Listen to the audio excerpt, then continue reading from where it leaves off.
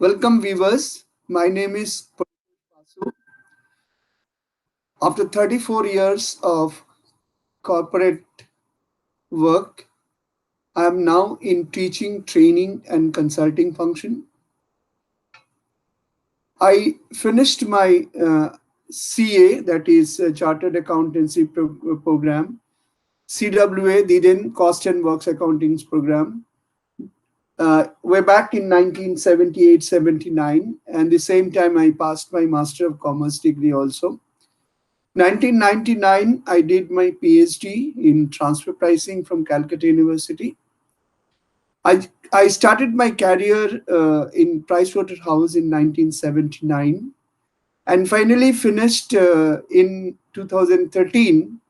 Two of my last corporate assignments were Global Group Controller of one of the large MNCs of India and CFO, Group CFO of one of the large MNCs of India. These two are two different companies.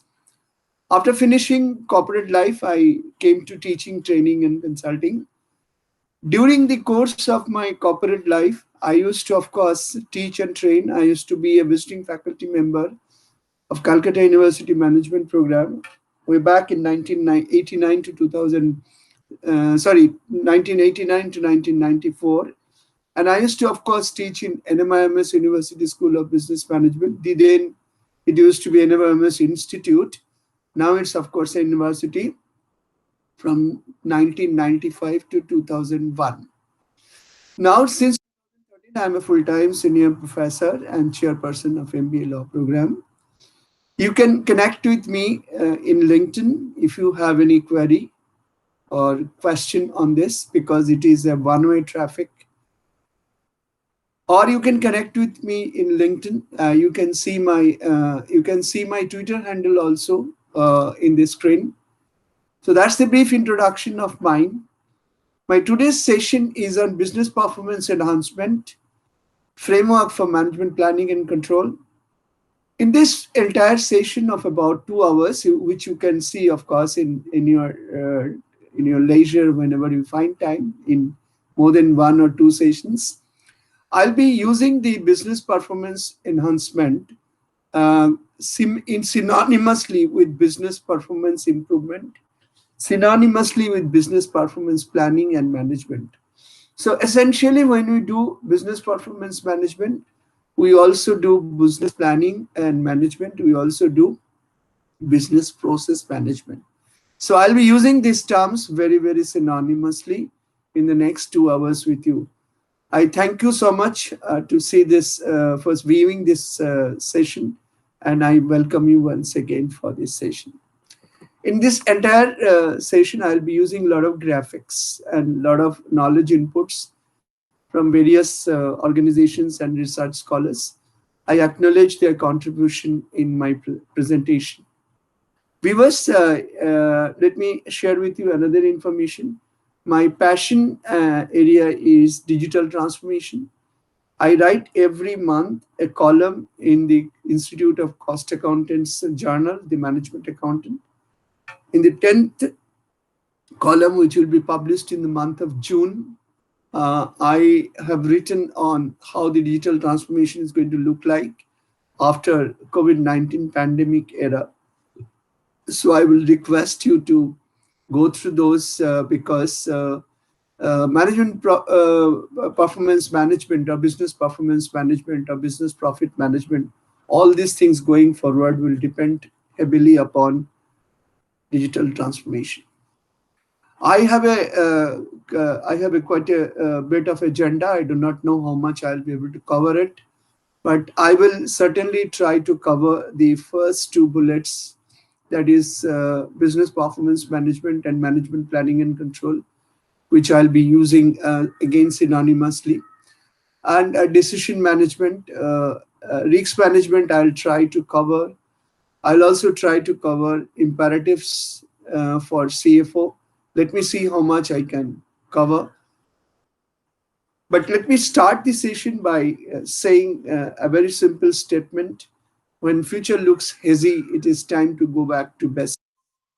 In the emerging business ecosystem, particularly after the global pandemic where 7 million, more than 7 million people have been affected, and more than lakh of persons have died, and India also struggling. Almost the world economy has been pushed down and pushed negative. This is the time to go back to basics, because basics teach us what to do and what to do, when to do. So we'll be talking about a lot of basics, and therefrom I will take you the the very higher level of planning and control. Let me see how much justice I can do for the time you are spending for viewing this program. Let me show you the sign of a car. This car from outward appearance looks to be so good, looks to be blue in color. That means color of profit is also blue. But you may be knowing that inside the car there is a accelerator, there is a clutch, and there is a brake. The simple question which I'm asking you is why there is a brake in a car. Just think of for half a minute. I will also pause. Why there is a brake in a car?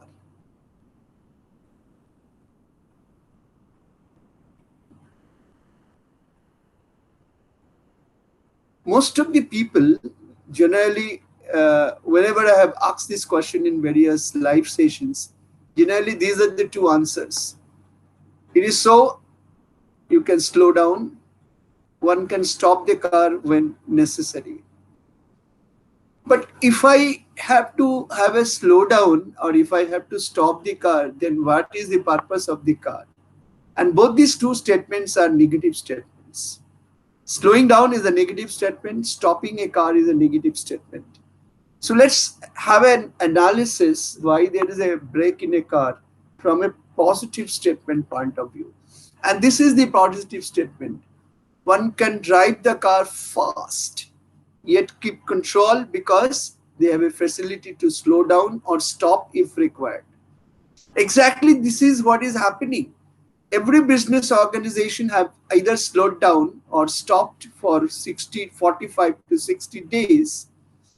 And there is because there were issues, there are problems in the business ecosystem, there are problems in the environment.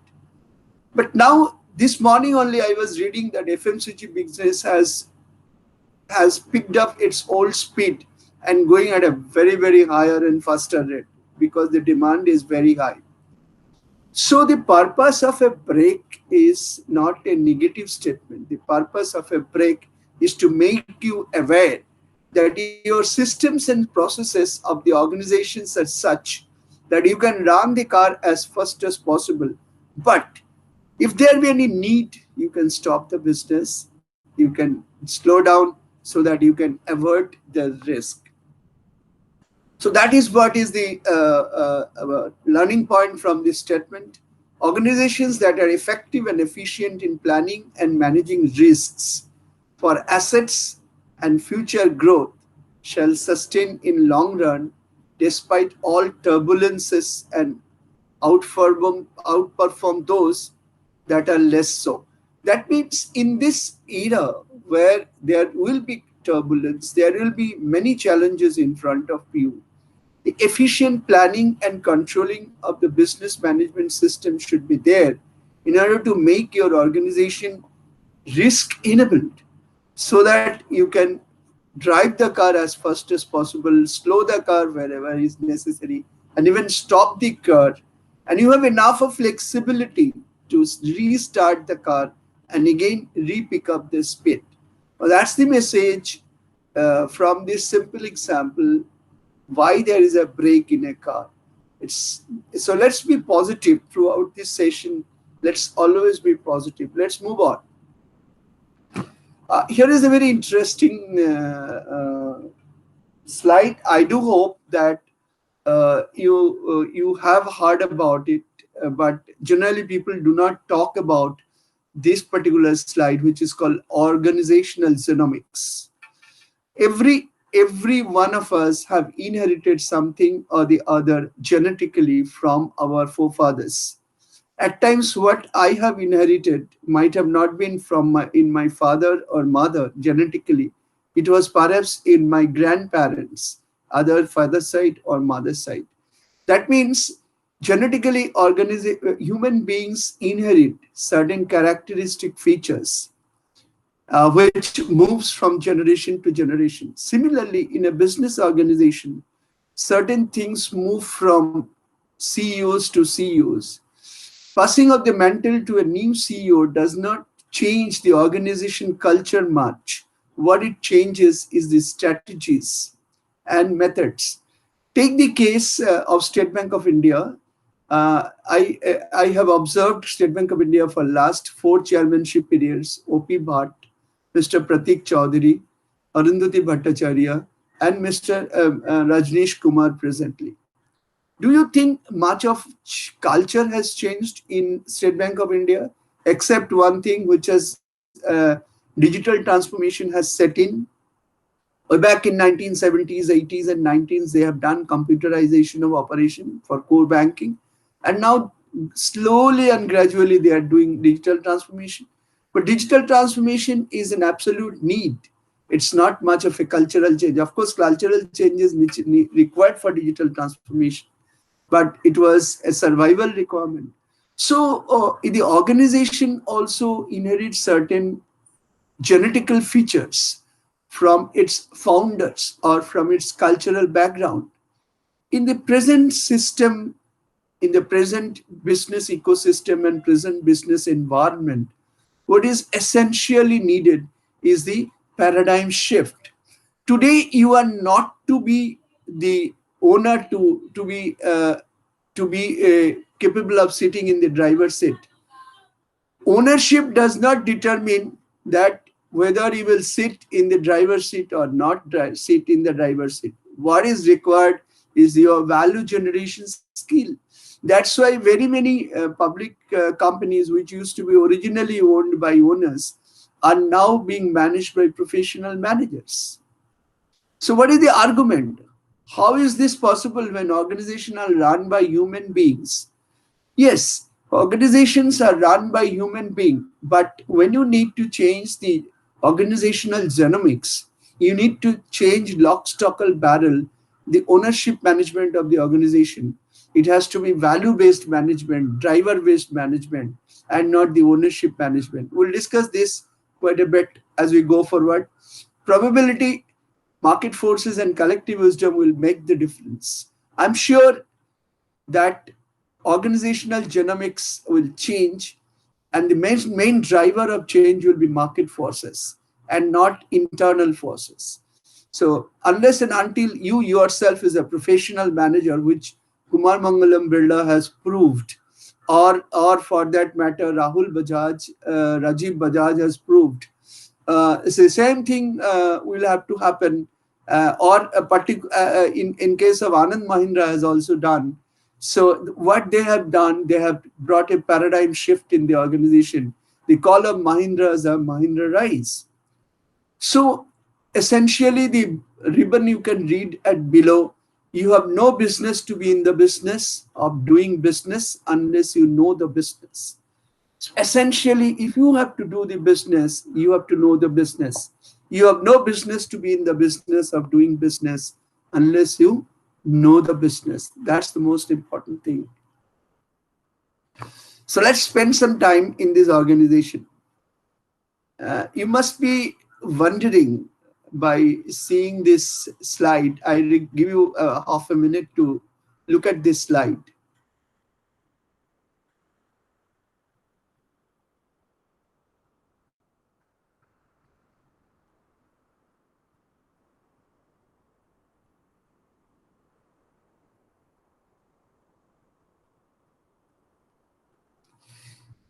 You must be wondering by looking at this slide that the arrows are shown upward.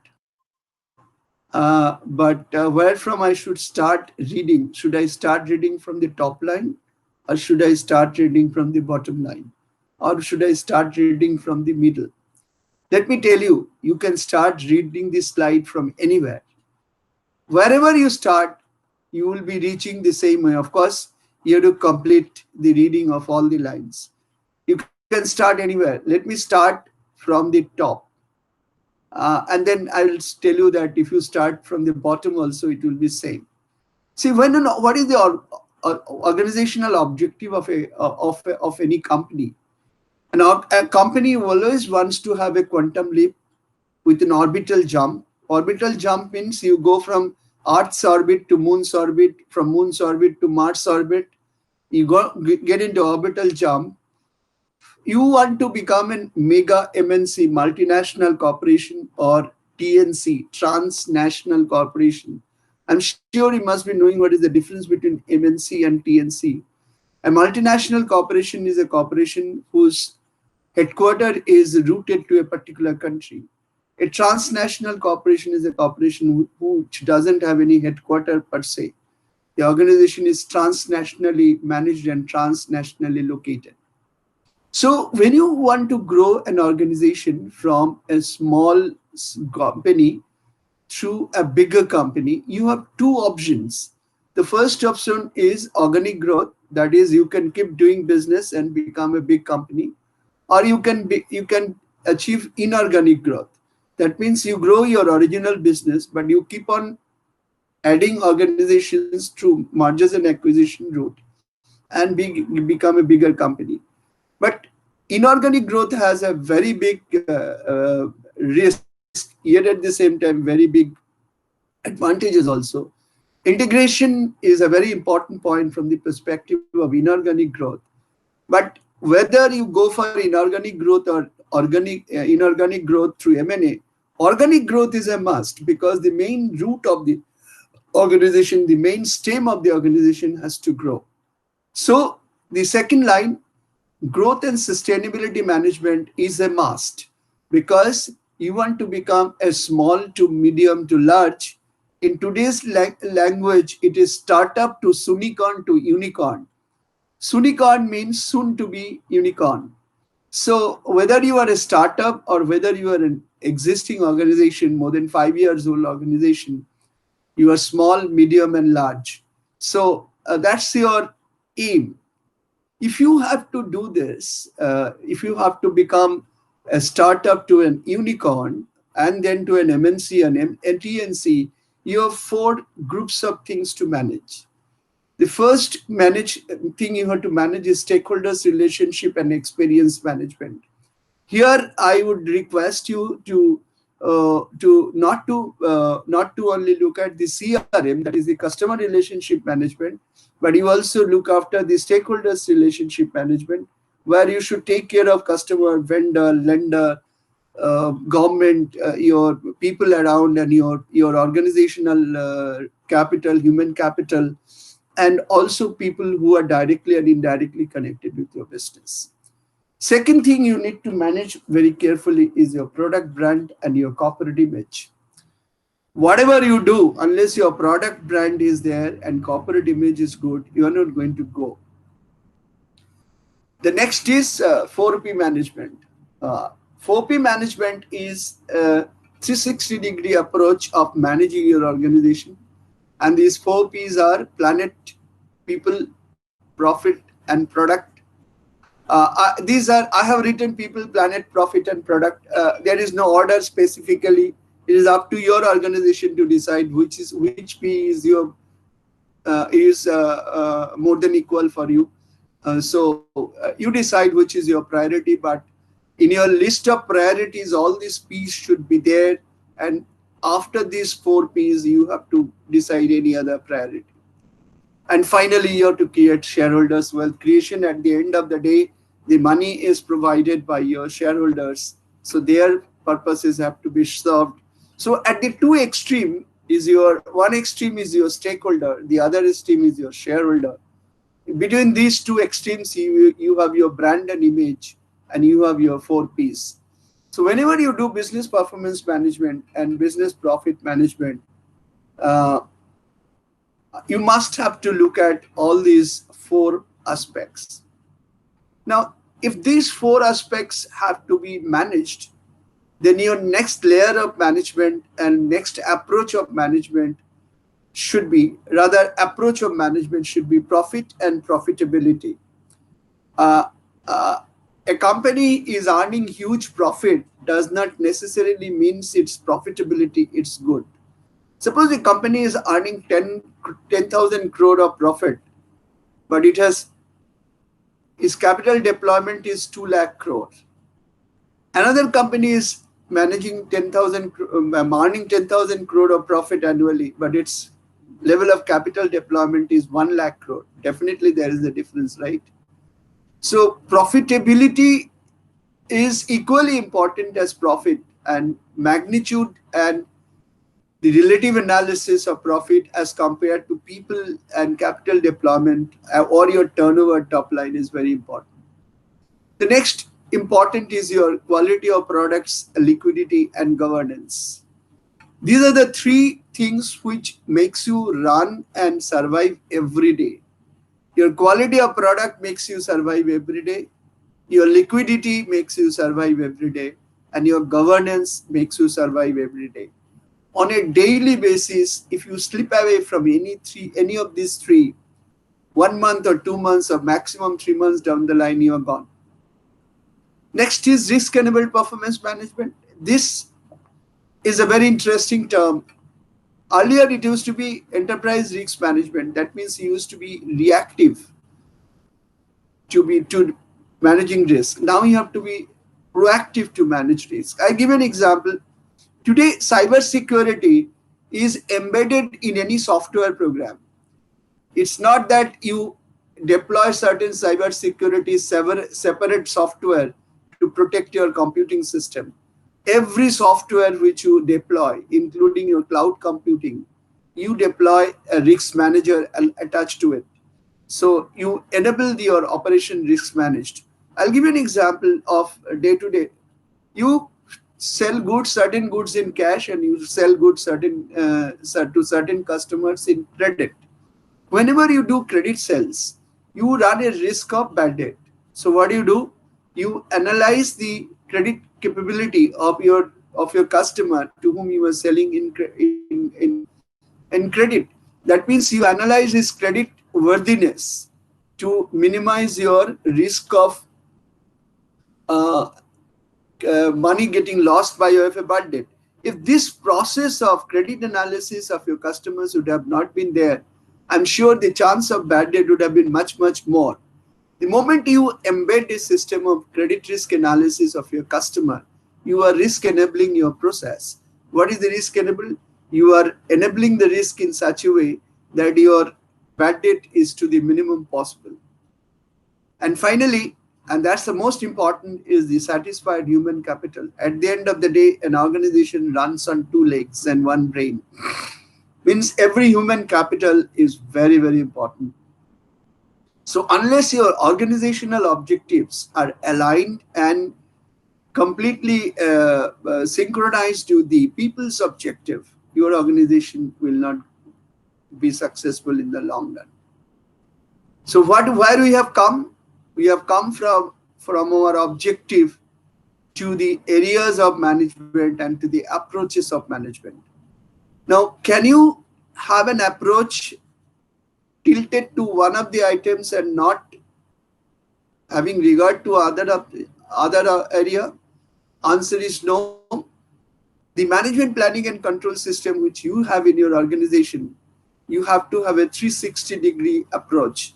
Like your mother in a family has got watch on everybody. She knows what is the good and bad of everybody, what is the taste of everybody. She cooks according to the taste of people. She knows who is weak on what, and she takes care of the weaknesses of people. So an organization needs a mother. I am sure the finance person better plays the role of a mother.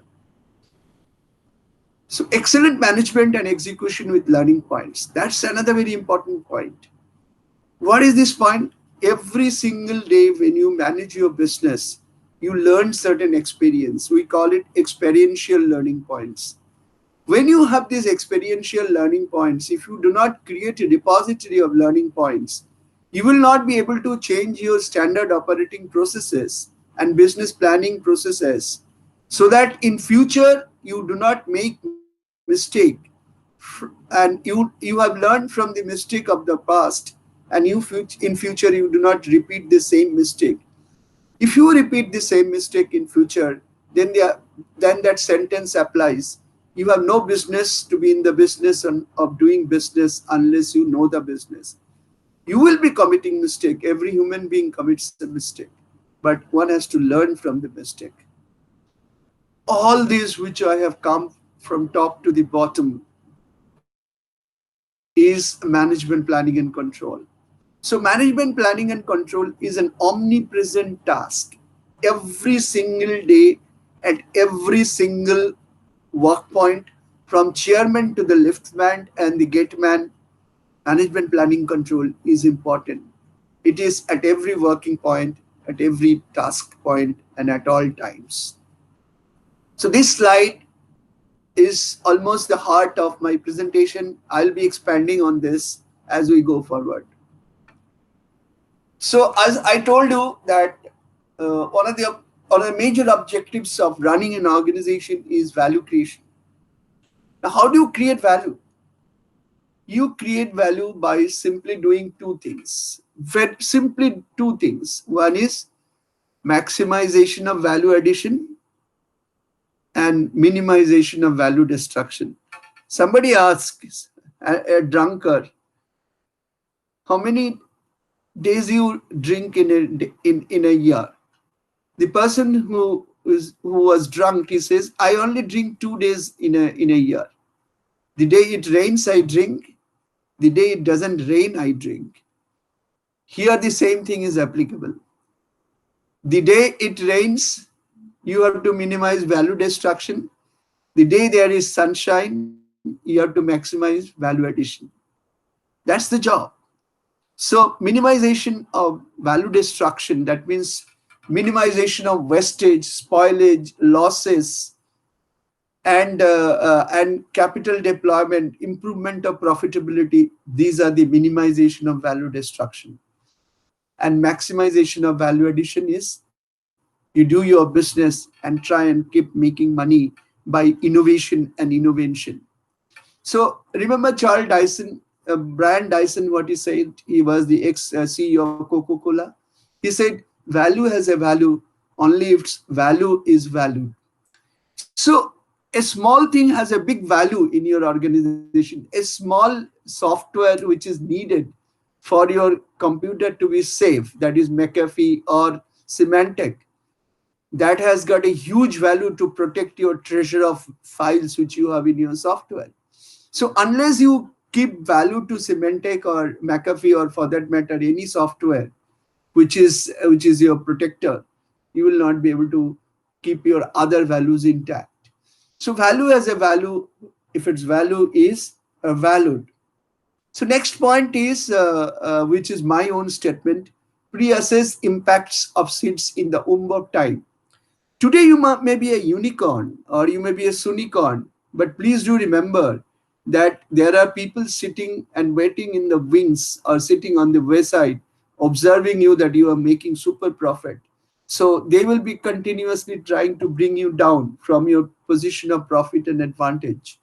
So you have to continuously keep tracing the seeds in the womb of time. And those are the seeds of doing new business. You have to continuously think of what better you can do, which your competitors are not doing. And your maximization of value destruction will not be possible. Like when you are in blue ocean, you are in a commodity type of business, you cannot maximize value addition because you have nothing new to discover. What you need to understand is, how do I do minimization of value destruction? Let me give you an example of what Amazon.com has done. It started as a book selling company. It became a seller of FMCG goods. Then it became a retailer. Today it is also selling you biscuit. Your day-to-day grocery things it is selling. And yet at the same time, it is using the customer database which is created for starting another new type of value addition. and that is reaching entertainment contents through your mobile phone to your TV by only giving taking 650 700 rupees. How? Because Amazon.com thought that the value I have created by creating the database of my customers and the goodwill and the brand name I have created, I should be able to use it. Exactly that is what Karshan Das Bhai Patel did. When he created a huge value in the name of Nirma, that is the brand which he has created for Nirma. For Nirma detergent powder, he had to spend a lot of money, lot of efforts, lot of years of work. But when he launched the Nirma bath soap, the lower echelon of the society immediately picked it up. He did not have to spend much of money. He had to only just reach the message that, hey, here is a bath soap for you also. And it started selling. That means Nirma saw the seeds in the womb of time that if I can create a Nirma brand, I can also sell bath soap. And you know this success story of Nirma. So what is important is innovation, innovative creation. Innovation has got three words: innovation, invention, and creation. In today's world, you need not be only innovative, you have to be innovative. You can think, and you may be thinking also that what Dr. Basu has got so much to talk about invention when he has not himself done anything. Just do a Google search, Dr. Dr. Stock Paritosh space Basu, and see what you find. Of course, you can write patent before patent dr.paritosh.basu, and you will find an artificial engine which has been listed in the World Intellectual Property Right Organization in my name as the principal inventor. It was a software story. So I don't want to get into this. So the simple take-home point from this slide is, do not ignore small points which may be bleeding in your organization and leaking profit, and thus both your profit and profitability is not getting maximized. That means you look at every nook and corner of your business and try and find out where is the chance of maximization of value addition and minimization of value destruction. When you look at the nook and corner of your existing business, please look through the windows of your business also and see what is there in the womb of time, which will make you survive in the long run. So I take you to a very interesting slide, very colorful slide. Uh, does business performance management mean any one of this combination of this? When you are asked as a CEO or a CXO that you have to do business performance management, uh, which one you will pick up? Outplacing, restructuring, trimming the fat, rethinking, laying off, downsizing, redundancy elimination, time sizing, re-engineering, delayering, workforce reduction, right sizing, and bright sizing. Which one you will do, or all of them will do, or some of them you will do? Many of the words you know. Re-engineering, of course, I'll spend quite a lot of time going forward. But let me pick up the word bright sizing. What is this bright sizing? And what is the word time sizing? All these words are mostly applicable to human capital because that's the most important capital you have in your organization. Bright sizing means that you ring fence the talents in your organization. If your organization is not talented, it does not necessarily mean you lay off some people and bring some new people who are bright. You can do bright sizing of your organization by training and development and putting people on the job and give them on the job training. Like people who wish to serve you in your enterprise resource planning, that is your software system, you can teach them AI, ML, blockchain, etc., and right size the organization. And there is another very important point is time sizing the organization. Time sizing the organization is make your human capital such flexible through various terms of recruitment and engagement that whenever you have the requirement in course of time, you can increase the number of people available in your organization. Does it mean downsizing? Now, if it is required, you can downsize the organization if necessary. Does it mean redundancy elimination? I don't believe that redundancy is a word which you should pick up immediately. Nobody is redundant. Uh, if you feel that you can grow the organization as a CEO and CXO, you will not fail, but you need the right kind of people. Please try out your existing people because they are more loyal. They know your internal insights of the business and your organization. So better work on right sizing the organization, right sizing the organization. And right sizing does not necessarily mean you have to make people redundant. Right sizing the organization does also necessarily mean you can ask people when there is a crisis to reduce their salary with or without the commitment to make good this the cut portion of the salary. It does not necessarily mean that you have to do a redundancy elimination. But if you need to do layoff, suppose you are introducing robotic process automation, and by virtue of which there will be some labor will be totally redundant. You will not be able to deploy them. Of course, you can do a laying off, or you can convert them into a group of people who can go to market and sell your products in the village level. I do not know, but the last thing you should do is to lay off, and last thing is to do is your redundancy elimination. But the first thing you should do is delayering the organization. You reduce the pyramidal structure of your organization and delayer it. That's the best. That is one of the good way of looking at the business process in re-engineering. And the human capital re-engineering, it does mean training and development of people. If you ask me business process re-engineering, I'll be, of course, doing a slide on this. So the takeaway from this slide is when you do an organization, please, when you look at your organization, please look at the organization very, very compassionately, very, very ethically correct way.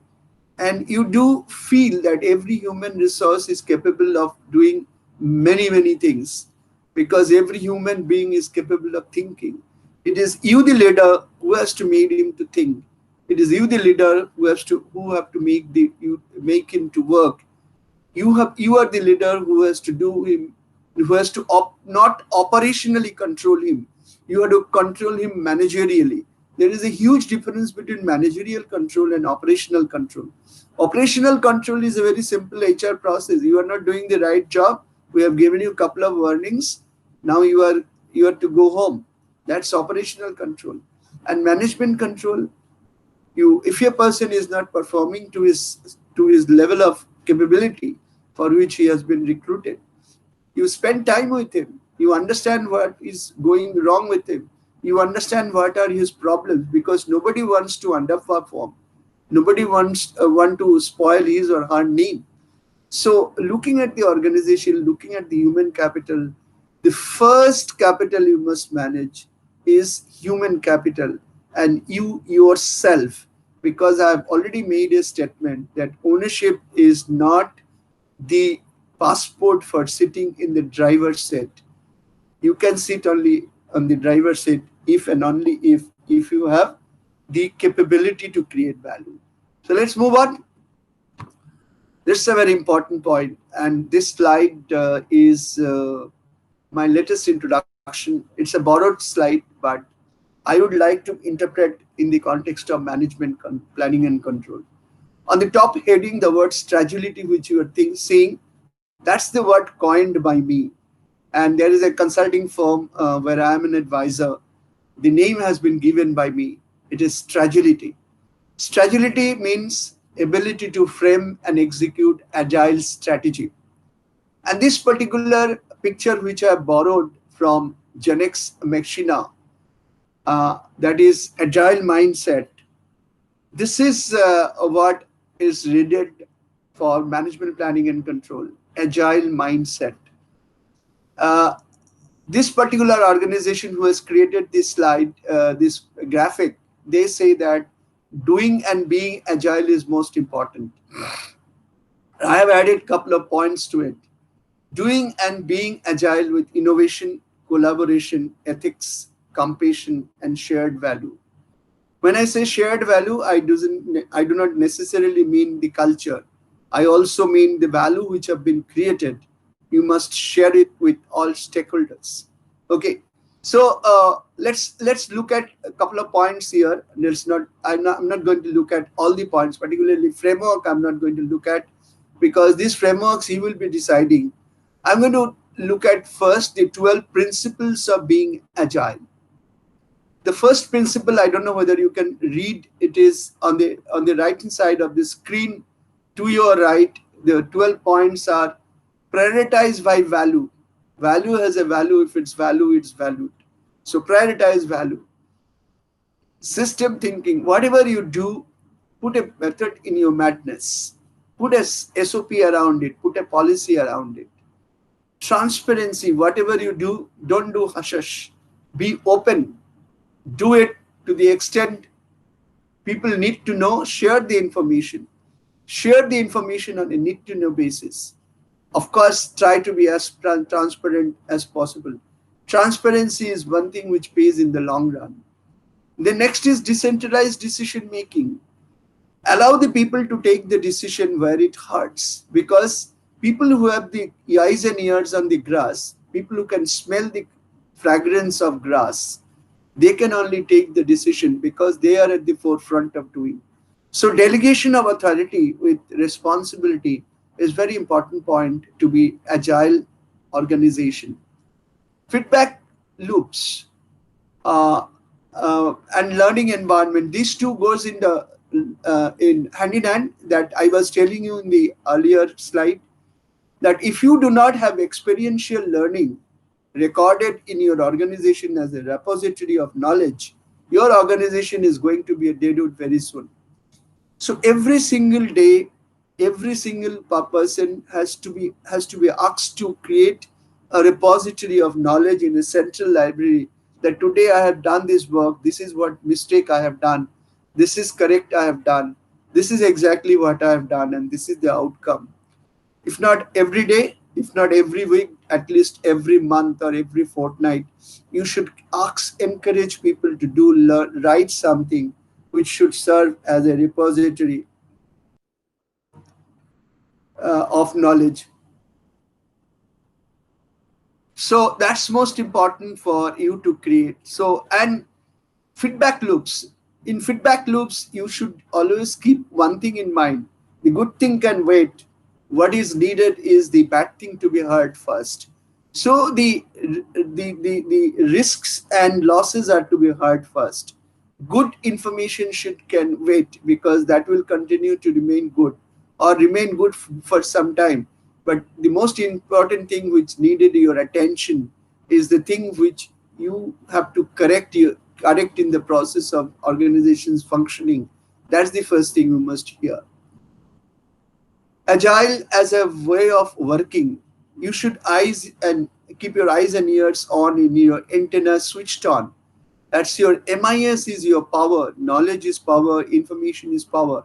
But please be careful that your information is relevant, information is processed, and information is needful information.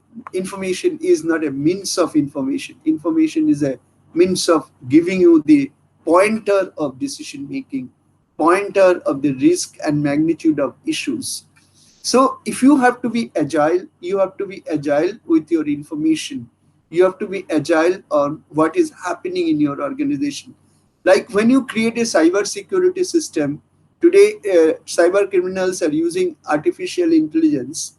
So your cyber security system should also have artificial intelligence, so that it can have the cognitive capability of understanding what is a malware and what is a spam. Teamwork. See, if you feel that you are the only agile person in this world, you are in the biggest fool's paradise. So you need to understand that if I have to be agile, my team has to be agile. If my team has to be agile, I have to have communication channels open. And next is simplicity. Do not suffer from egos.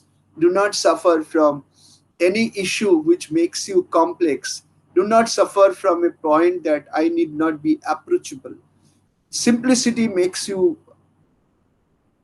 less egoistic person, and simplicity makes you an approachable person. If you are approachable, you will remain agile because information will keep flowing to you.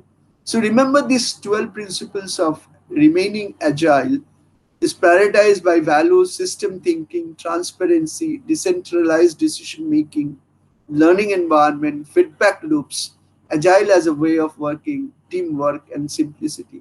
These are the 12 principles you should be very, very careful about in working in your organization.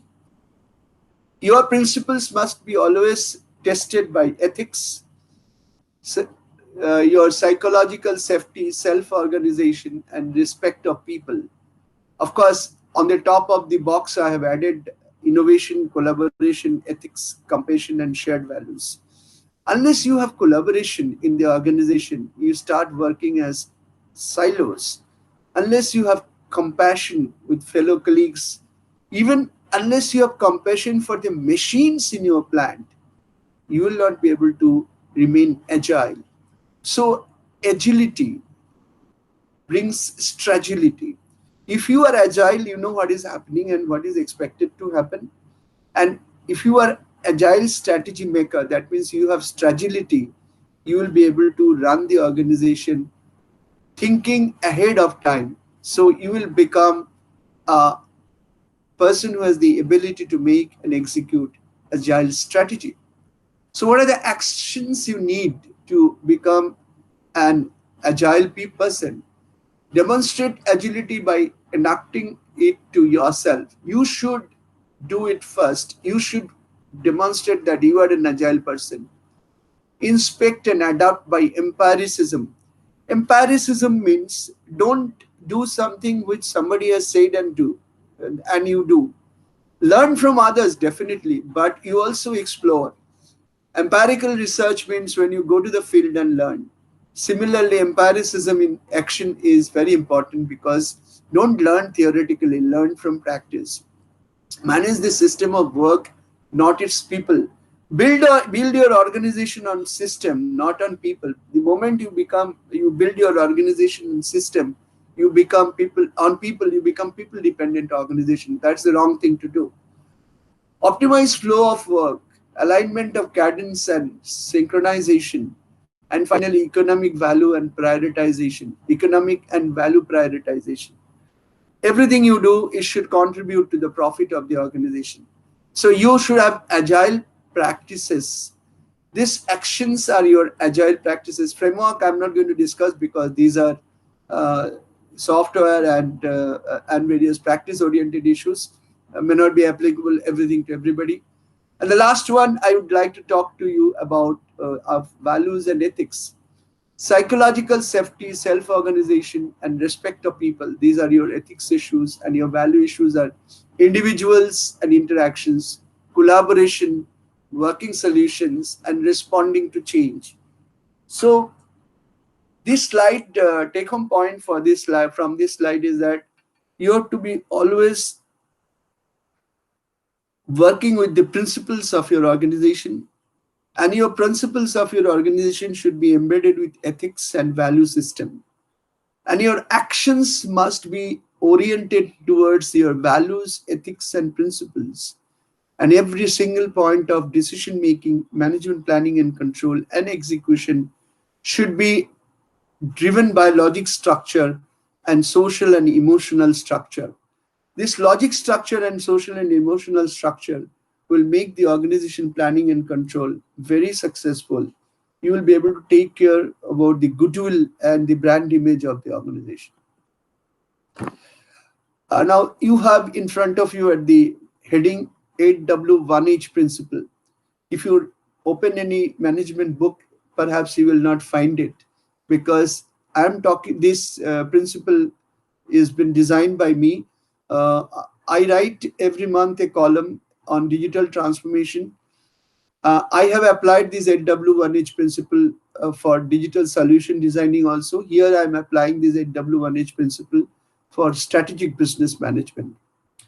So whenever you do strategic business management thinking for managing your organization, please do remember this system of asking 8 plus 1, 9 questions to yourself and your team meetings. First is what products and or services and at what cost for what purposes. The first question, what products we are offering to customers, what services we are delivering to customer, at what cost and for what purpose, why are we giving this product? Do we understand the customer, what the customer is looking for? Next is why competitive, strategic and or first movers advantages is or are being considered. When you consider your competitive advantage, strategic advantage, and first mover advantage in doing your business and doing management planning and control, you are perhaps doing something which you should not be doing because of very simple reason that any competitive advantage, any strategic advantage or first mover advantage doesn't stay in the business for long. There are a lot of people sitting with a lot of big erasers which will erase your success story. So you have to be always agile and don't take much advantage of your first movers position because you will be soon be left behind. Don't be complacent with all those capabilities or all those first movers or competitive advantage. The next question is, when should new activities be started, existing to be scaled up and older ones to be divested? It's a continuous process. You have to be dispassionate. If an old investment has to be divested, please divest it. Have that 9-box principle of Boston Consulting. Given time, I'll try and work on it with you. So you should be careful about starting a new activity, scaling up an existing activity, and divesting an existing activity. In your strategy, these 3 words should always rotate. Who should be the business partners and stakeholders? Choosing your business partner, that is adding to your equity shareholder group or adding to your lender group or even adding to your CXO group or adding to your other business partner group, one has to be very careful. You can even choose the bankers with whom you will bank. That's very important. So selection of business partners, like selection of even customers, selection of vendors are very important. The next question is, which are the primary goals aligned with 4P bottom line principle? What are the primary goals of the organization? An organization can have any primary goal. Suppose an organization wants to be a leader in men's formal wear. That is its primary goal. But it cannot, if it can become the best of the best formal wear seller, but it may not be profitable. It may be a polluter of the planet. Its people may not be happy, and its product customer may not be liking his product for years together because you are not continuously innovating on your design or cloth material. So the sustainability management with the alignment of your business planning and control with 4P bottom line is very important. Next is, whom should the monitoring and controlling responsibilities be assigned with? Let me tell you, a person who is responsible for executing a function should not be given the function to monitor and control. Of course, monitoring and controlling function should be there with the person who is above the level of the doer. That is one type of monitoring and control. But the oversight responsibility should be done by another agency, another department, who should not be a fault finder, who should be a collaborator, who should be a friend, philosopher, and guide, who should be a continuous conscience keeper. And that is, here it's called monitoring and controlling. Conscience keeping is very important in an organization. The next question is whether policies and SOPs are updated and digitally transformed to meet emerging challenges.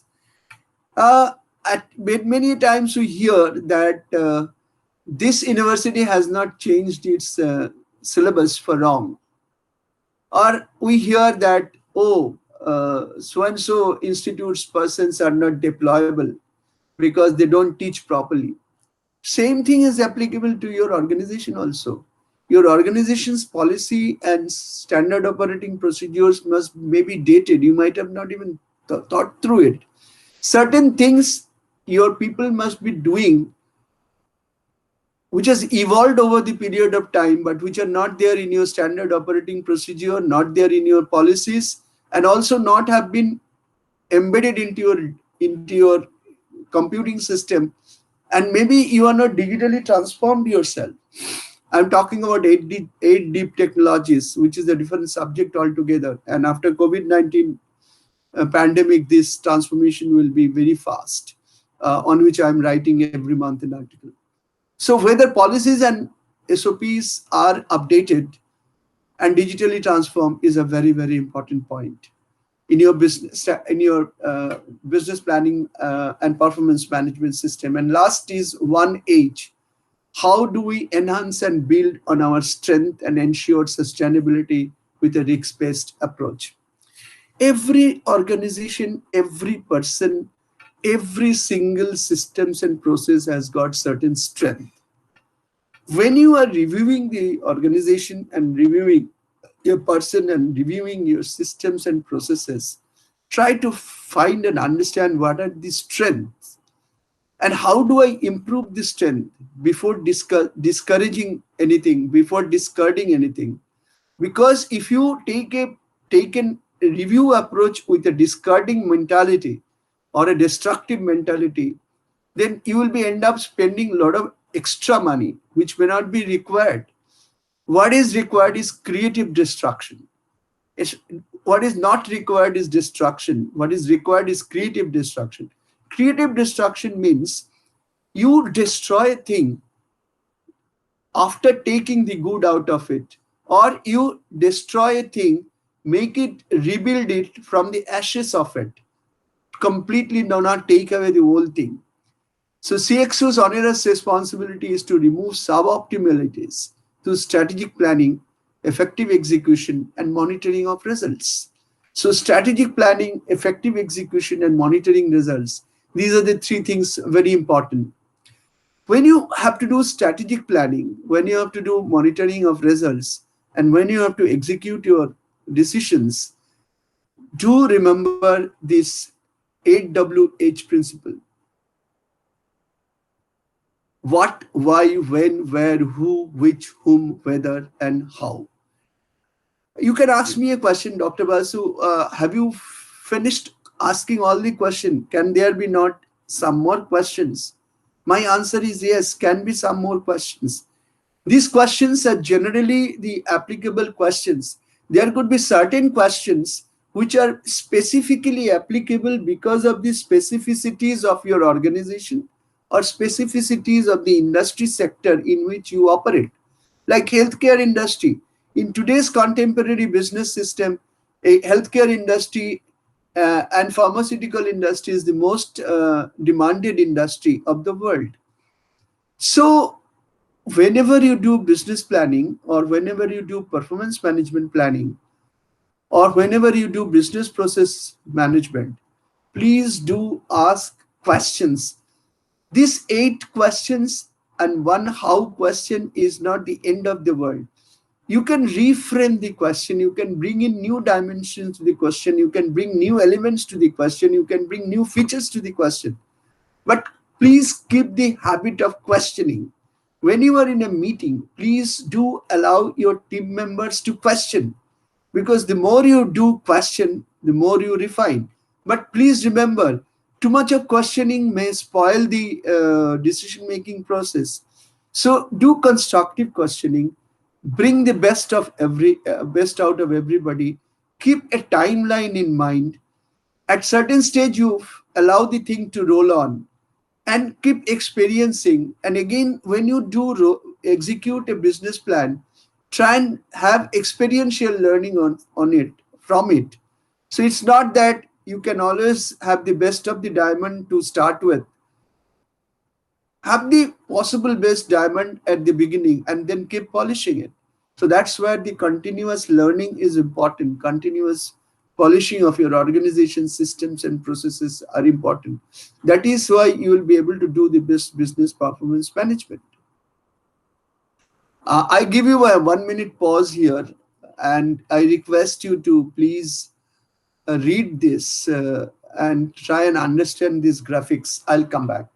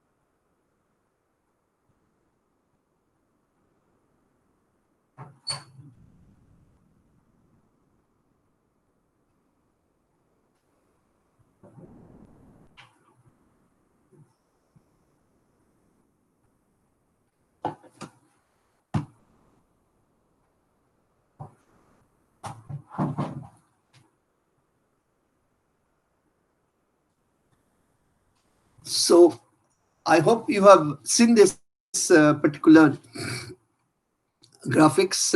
I would like to take you through. Uh, it's a very interesting point, and the comments I've given on the side is very interesting point. It's a continuum of shared value delivery. The first three boxes which have been colored with uh, sky blue, which is also called uh, uh, ocean blue color. So here you find vision, values, and mission. Vision is what we want to be, and values what is important to us, and mission why do we exist. We exist to gain as much of customers' delight as possible. We exist for giving delights to our customer. That is my job. What is my vision? My vision is going to be the topmost FMCG company in certain sector, say food industry. That's my vision. My vision is topmost FMCG company, and my mission is to give the maximum delight to my customer.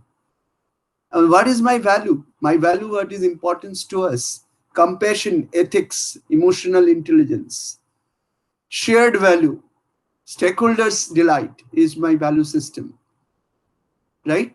So these three things are decided by the central leadership team in an organization, mostly board of directors. This next three layers are strength, weakness, opportunity, threat, and challenges. This every quarter, every 6 months, every year, when you do your planning for the quarter or the 6 month or the year, you study your strength, weakness, opportunity, threat, and challenges, right?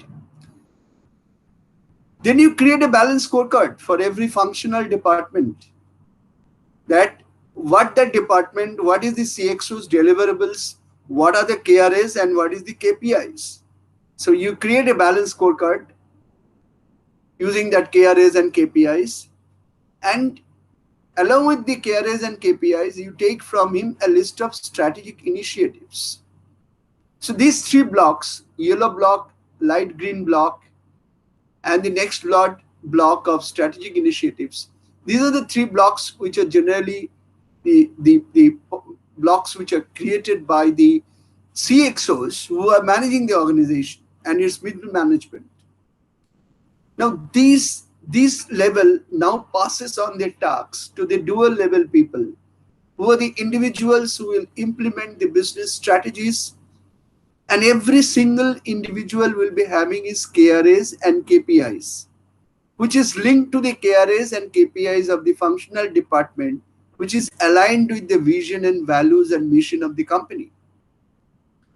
Now, think of one thing. The people's understanding of the SWOTC of the company, a people understanding of the vision of the company, people understanding of the values of the company and mission of the company is not there, or people are not properly given the knowledge about the strategy which the company wants to implement, or the long-term business plan of the company. Of course, on a need-to-know basis, everybody need not know everything, but everybody must know to the extent whatever is needed to be known by him for performance in function. Of all these things are done, and one thing is not done. That is, the individuals are left to an understanding point that let the organization grow, you will not grow. That means the values which will be created will be shared with only the owners and promoters and CXOs, and not the people who will be doing it at the field level. Then you have a clash of alignment of objectives between the board of directors and the promoter owners and the leadership team versus the doer team. So point I'm trying to explain through this slide is that the micro level executives and achievers has to be aligned with the macro level executives and achievers. By macro level or the top level, I mean the board of directors and CXOs, and micro level are the people who work at the bottom line of the business. So what I'm trying to show through this slide is that there is an important need in every business process control and management, every performance management system. There is an excellent need of combining the business objectives, aligning the business objectives, infusing the business objectives with the business objectives of individual employees.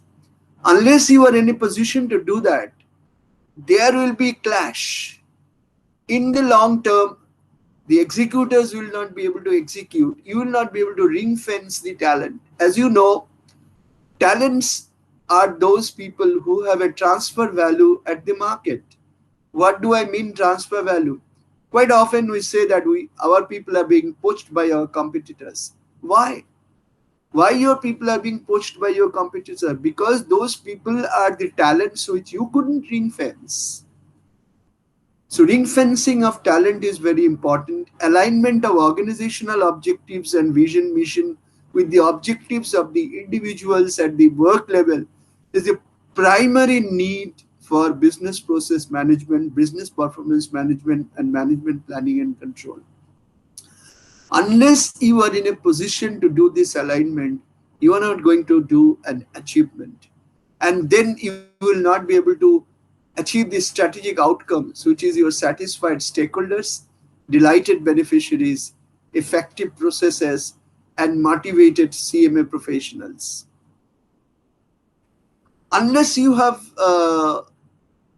alignment of vision mission with the individual objectives, believe me, any number of SOPs you do, any number of digital transformation you do, your process will never be able to be effective.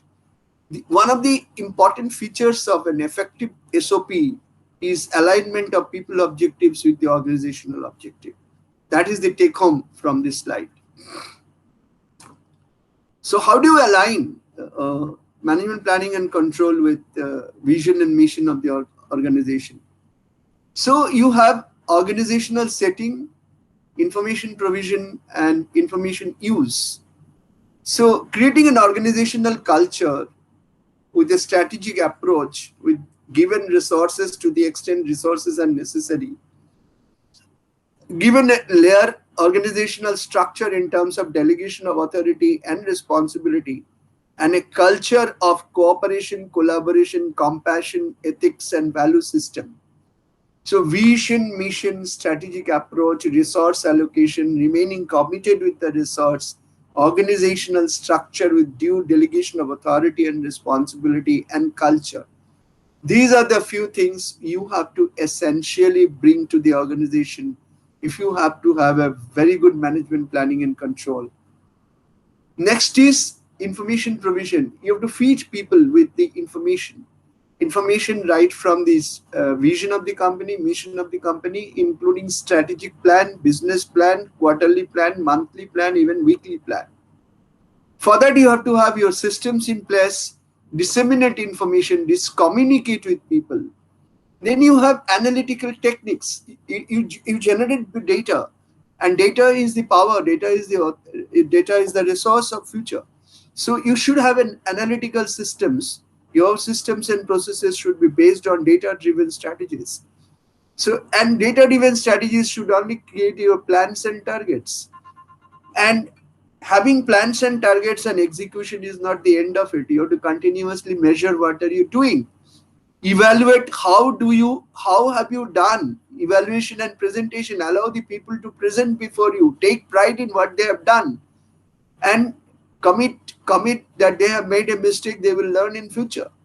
So you have to have a two-way communication very clearly established in your organization.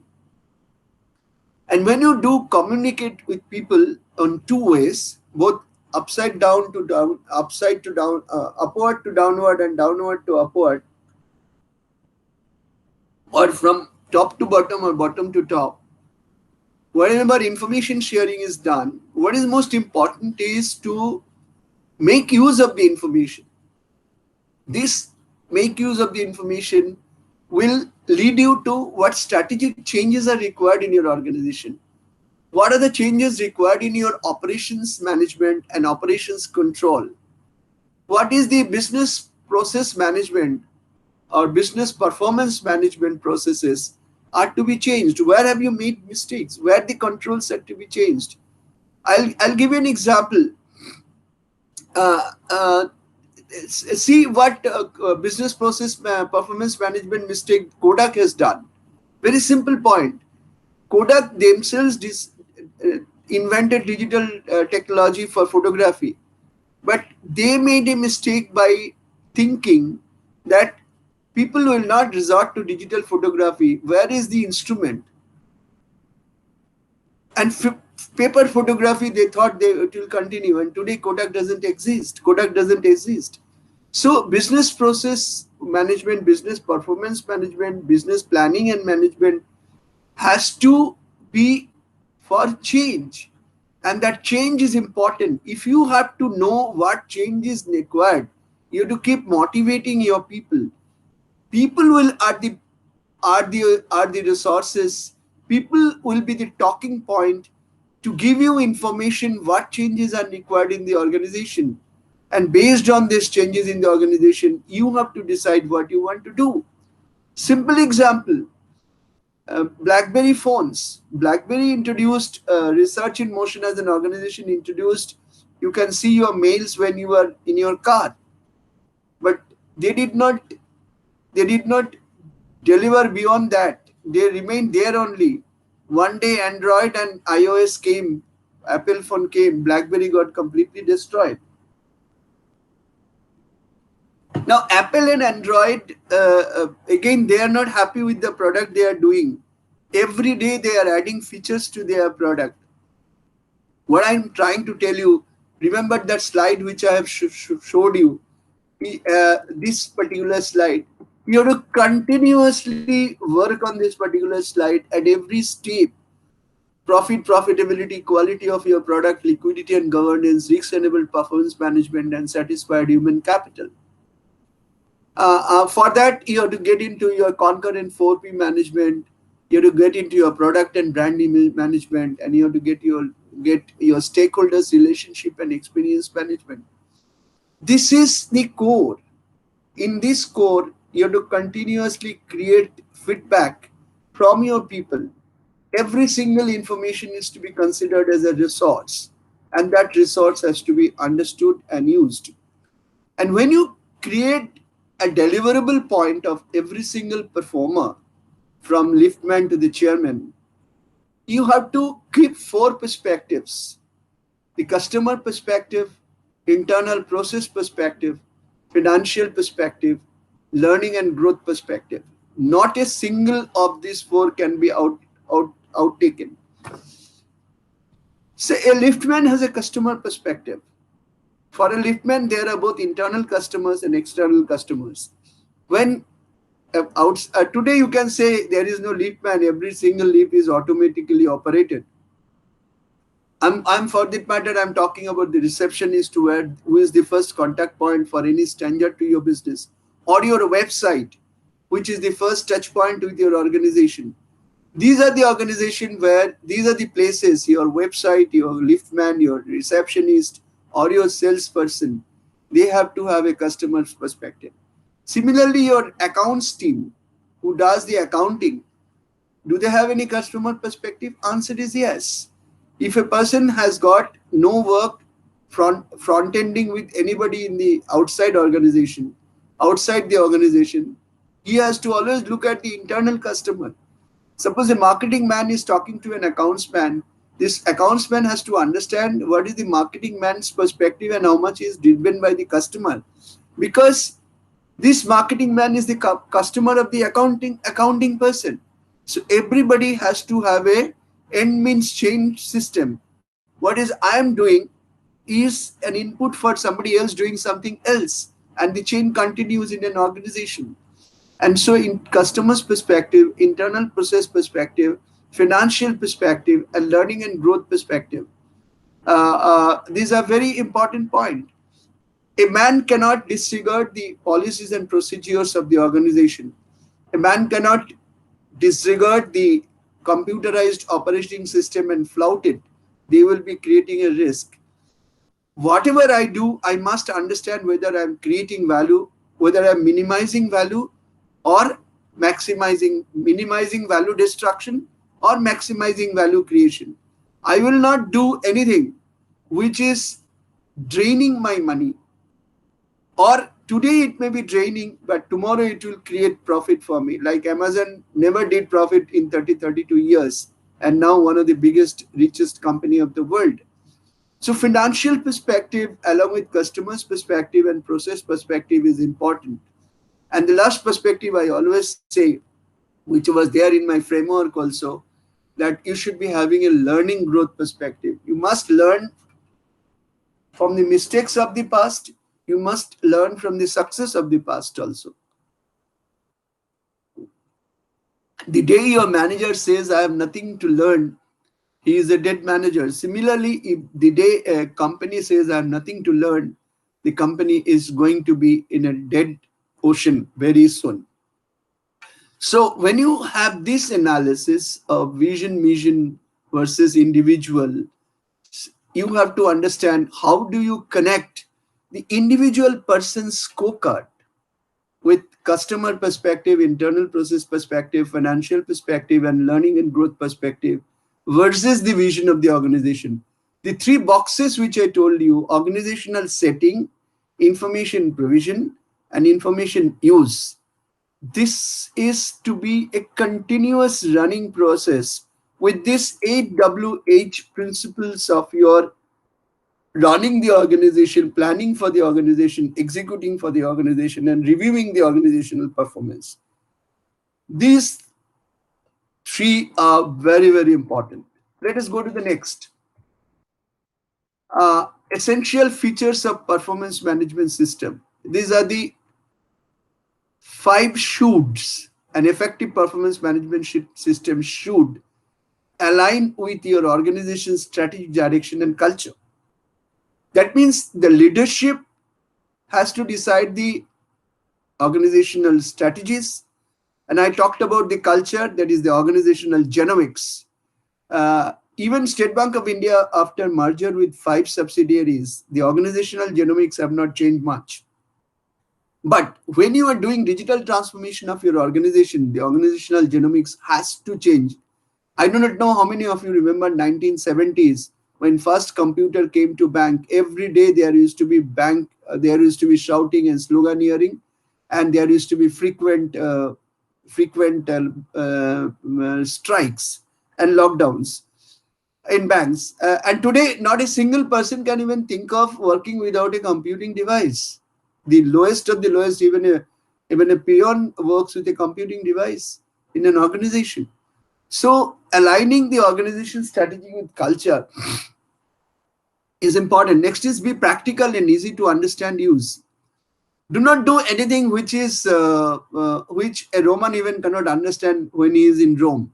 That means if any person is an internal person of your organization or an external person to your organization, that is a stakeholder, everybody has to understand your organization's systems, policies, and how are you driven and where from are you driving yourself. So this is the practical perspective. You do not have any utopian thing. And practical perspective comes when you understand the pain of the other person. That is your way of collaborating. Collaboration, compassion, ethics, and emotional intelligence. These are the things which should be there in your organization. Monitor and measure the results. The moment you become complacent and the moment you allow things to happen and believe that people will never be unethical and always be honest, you are in fool's paradise. A person can be honest for 50 lakh rupees, but he may not be honest for 50 crore rupees. A person can be honest for 5 lakh rupees, but he may not be honest for 50 lakh rupees. So honesty depends upon the allurement, and you should not be creating your systems and processes in such a manner that honesty is tested. And also nowadays, the cyber criminals should not be allowed to get into whether honesty or dishonesty beyond the point. They will be getting into, because cyber criminals run a big industry of taking ransom. So your organization should be fully protected from inside criminals and external criminals when you are a digitally transformed organization. The fourth is the management system should establish clear communication between managers and employees about what they are expected to accomplish. I was talking about the balanced scorecard, the bottom one. They have to achieve certain things without impairing the customer's perspective, without affecting the internal perspective, without affecting the financial perspective, and without affecting the learning perspective. Whatever you have to achieve with all these four perspectives. And finally, the management system should provide constructive and continuous feedback on performance. Any organization which doesn't value the feedback from the bottom to the top will not survive for long. That's for sure. Because the first-hand information comes to the person who is the first touch point with the market and the ground realities. And if an organization feels that they will run the organization by the CXOs getting instruction from the board only, the organization will reach the result, which I don't want to name certain organizations in India which are reaching the result. One of those organizations I have also worked. They thought that boardroom and the CXOs are the people who run the organization. Okay, so this is another very important point. How do you do target setting? We have done a lot of talking, but we have not done target setting. Suppose I, as a marketing manager, have come to you with a proposal of 5 crore marketing scheme. The moment you commit 5 crore to me, you deploy that much money in the company's system. Either you borrow or you deploy that money from internal system. So this marketing manager has come to you with a turnover increase. But you as a business manager, or collectively we the CXOs together, are interested to take the organization to the growth path. That means we have to have a return. So when the marketing guy gives you that with this, I will be giving you 10% changes in turnover, which I'm measuring through this horizontal line. We as CXOs must be satisfied that my 10% increase in turnover, if it gives me 10% increase in profit, that is return on percentage change in return, for every 10% change in my turnover, if I keep getting 10% change in return, my organization is not growing. My organization is kind of a static position, and I am not towards reaching my organization to a position which is in the long run going to create problems for me, because if I may be in blue ocean today, or I may be doing well today, but there are many things are going to change. Tomorrow my organization may be irrelevant, tomorrow my product may be irrelevant, tomorrow I may not be earning the profit the way I'm earning. What you have seen what has happened to Nokia, etc. So very, very important point is that whatever management planning, control decision, and business performance decision you take, you have to ensure that your percentage change in turnover is accompanied by more than percentage change in return. It could be possible that the business ecosystem has pushed you from zone A, where for every 1% increase in turnover is supported by more than 1% increase in sales and increase in profit. That is zone A. You may be pushed to zone B, where your growing 10% or 15% in turnover is accompanied by 6% growth in profit. Could be possible. But your effort of business process management and business control management and business performance management, it should be to go to zone A, where every percentage change in turnover should be accompanied by a more than that percent change in turnover. That is, if your turnover change is X%, you should be X plus Y% change in return. Otherwise, you are not maximizing your value creation and you are not minimizing your value destruction. So business performance management is all about making sense of three things. What is happening now? Making sense of what is happening now, making sense of the findings of diagnostic variance analysis from target for initiating corrective measures.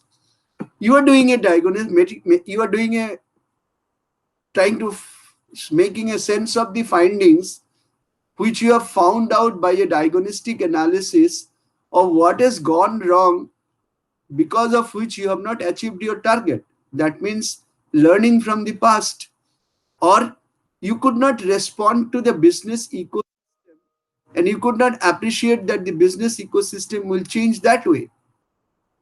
So what is you perhaps were not ready with your plan B, or your organization may not be flexible. The example of car I gave you, it could not perhaps slow down, or it didn't have the sufficient braking capability in and restarting capability. That means your liquid cash in the organization was not perhaps to take you through the critical point moments of the business environment. So this is the second point, and making sense of what should happen in future forward path. That's the most important thing. You have no business to be in the business of doing business unless you know the business. And one of the point of remaining business, one of the capabilities of a good business manager is to at least predict what is going to happen in foreseeable future. If you are not in a position to understand what is going to happen in foreseeable future, that you are not going to be in the business of doing business. So that's very important. And if you understand what is going to happen in foreseeable future, and if you will learn from your past experience, definitely you will be able to push your performance from zone B to zone A, where you would always like to exist. Because in zone A, change in profit is always more than change in turnover. So conduct the trend analysis, map the present position, fix the strategic intent, and initiate action. These are the most important things in life. When you do all these things, don't drive the car without a brake. And this particular slide tells you that. This is your risk return indifference line. What does it mean?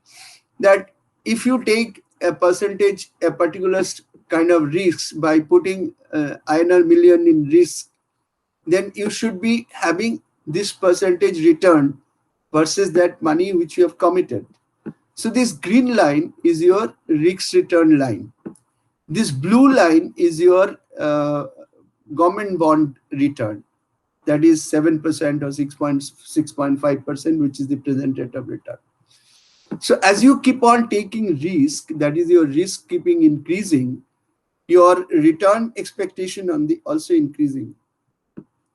When your risk return expectation matches with your risk return indifference line, that at this point I will be doing business, you should at the moment stop here in this meeting point and make your organization ready to push your this orange color line little up, because don't take risk if your organization is not ready to risk.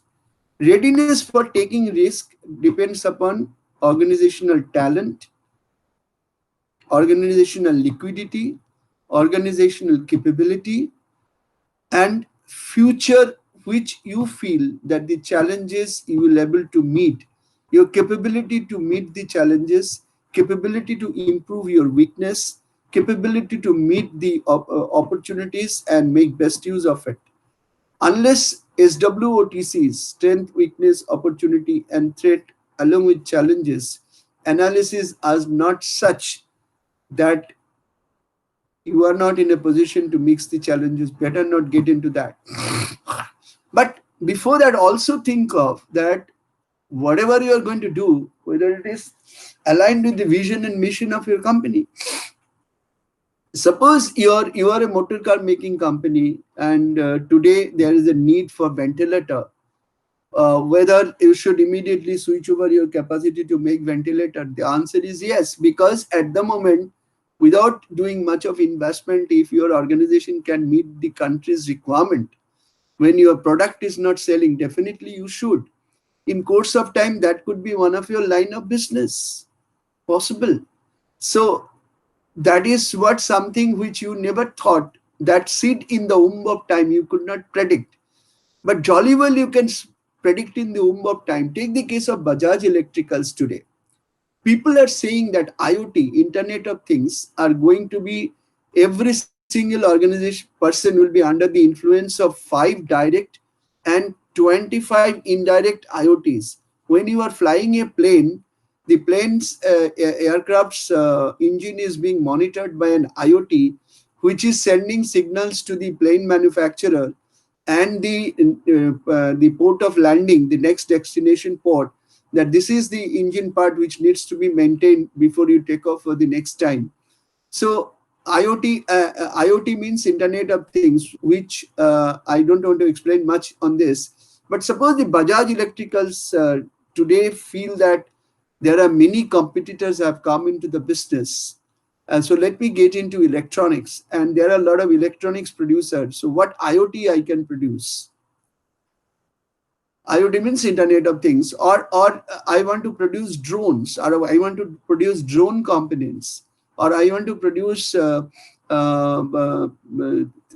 3D printing components. Definitely, that is the seed in the wombs of time, because Government of India has already given beyond the line of vision flying right for drones. Who knows, going forward, surface transport after 10 years will be almost a forgotten phenomena, at least for near area goods delivery. Drone will take over. People say 20 years down the line, no warehouse will be on the ground. Warehouse will be always hanging on the sky. And drones will go and deposit goods there, and drones will bring goods from there. So that's the point I'm taking. Your risk return trade-off will always change with the capability of your organization changing. So if this is your indifference line, which is a 45-degree angle, this particular line, this orange color line, will have to keep on pushing upward, that is towards your left, so that your returns increases. Now when you do that, you have to get this return done by your people. So you have to continuously challenge your people, and these challenges are to be done by your budgeting and planning process. And this is Professor Hofstede's study. Professor Hofstede says that whenever you do a planning, don't do the planning and planning function at a stage where your employees feel, अरे मैं तो बहुत ज़्यादा कर सकता हूँ, I can do much better, my organization does not understand my capability. That is your easy zone. Come to zone B, where efforts required to achieve certain level of earnings. But between zone B to zone C, a stage will come when the existing efforts of your people will not be able to give you higher return, which is your management expectation line, that is your blue line. So at this stage, you have to either increase capital deployment in your company, or you have to do digital transformation of your company, or you have to bring in talents in your company, or you have to give them capability of new products, or do something desperately different, so that the law of diminishing return of your employee performance does not start. So you have to continuously keep monitoring your capital, human capital, and where they are functioning. Are they functioning at their best possible capability and effort level? If their effort level has reached the maximum, yet the performance is not improving or reducing, you have to bring in different types of capital resource to your organization, or get into a different kind of a product. So this is what you must important is this is the process of target setting. It's a very scientific research done on 500 Fortune 500 companies. The most important point here is that you should always give an ambitious target to employees and incentivize them. But you will find at some point of time, any amount of incentivization will not improve performance. And that is the inflection time when people's mind will set in that, oh, mujhse nahi hoga, or they will start giving up. At that point of time, you have to change your orbit in terms of capital deployment and product change. So how do you decide that? This slide will help you to decide that. You need to get into a situation is that if you continuously thought that you will be harming the society by your enterprise benefiting, you will be a parasite, you will be sucking money from the society. Your society is harmed and business is gaining, you will be a sucker. Society is harmed and the enterprise is also harmed, you are a terrorist, both are harmed. Society is benefited and you are harmed, you means the business organization harmed, you are a martyr. आपकी खुद की बलिदान दे रहा है. So what is important is the business strategy which you follow should be a win-win business strategy both for your organization and people. And that is how you should select that how do I improve performance of the company without impairing the benefit of my stakeholders. So this is the Michael Porter's statement. Exclusive reliance on financial indicators promotes short-term behavior that sacrifices long-term value for short-term performance. In short term, you may be a parasite. You can keep on earning profit. But in the long term, you cannot. You remember way back in 2000, I remember I purchased a phone of 50,000, 57,000 rupees Motorola phone, which was only voice and text message capable. Today at 57,000, you get one of the best Android phones. So you can't be parasiting, you can be a parasite of the society for long. You have to continuously do your business planning, keeping in view what is the win-win situation for the society and your organization. So if you have to do that, you have to do an equation. And that equation is the utility you provide to your customer divided by the cost the customer sacrifice, that is the payment the customer makes to you, or the result you generate for your customer and the cost you spend for generating that result. It should be more than one. It does mean if your turnover is equal to cost, you don't earn anything.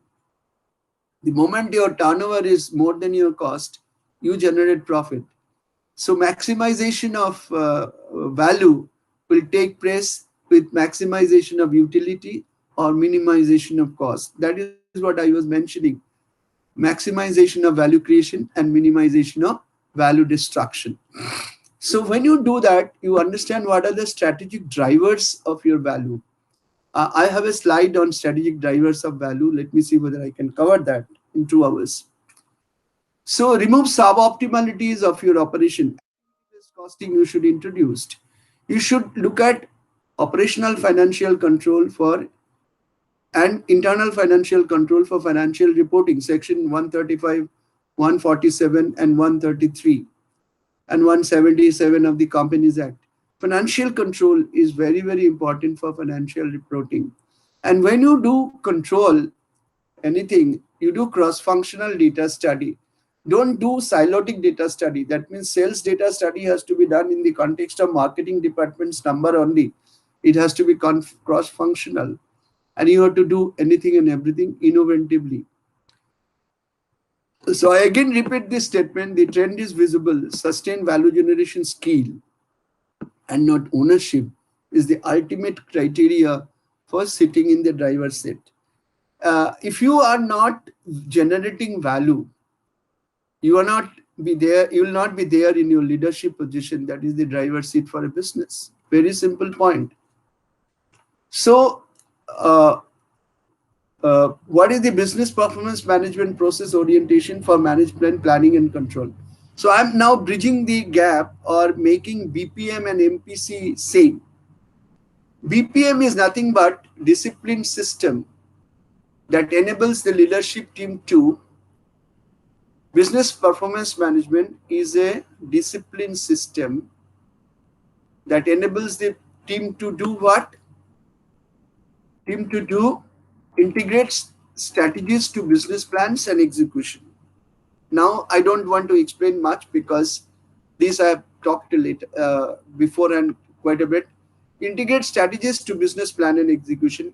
Integrate management planning and control with risk-enabled performance management. I give you the example of credit risk assessment for your customer before selling goods in credit to him. Monitor and control results vis-a-vis pre-planned performance. Variance analysis, you remember I talked to you to understand what is happening and why it is happening. Process cross-functional data and use information. I was talking about communication and information and collaboration. And pass on information on a need-to-know basis. Conduct gap analysis and identify root cause for variation. Gap analysis means required, available, and gap. What is required to have performance? What you have performed and what is the gap and why is the gap? And what is the root cause for that gap? So that analysis is important for management planning and control. Make a sense of what has happened and note what is the learning point. And exercise control through the organizational behavior management route for improving human performance. Human behavior management is very important, and that is where operational control versus management control comes in. Operational control is controlling the operation. The moment you bring in management control, it means you are controlling the human being. Every human being is unique. So you have to deal with human being in management control process with compassion, ethics, collaboration, emotional intelligence, etc. So bring it in mind that the business process management and management planning and control is not a mechanical thing. These are surrounded by human beings and human contributions. So human beings and human contributions are to be embedded into your systems and strategy. A system is prescribed and usually repetitious way of carrying out an activity or a set of activities with a defined set of objectives. It's a process of doing repetitious activity with a defined set of objectives. And your strategy is the art and plan for directing and fighting a war. Art and plan for directing and fighting a war to achieve certain predetermined objectives. So business process management and management process control, management planning and control has to get integrated, because finally cash is king and profit is not a dirty word.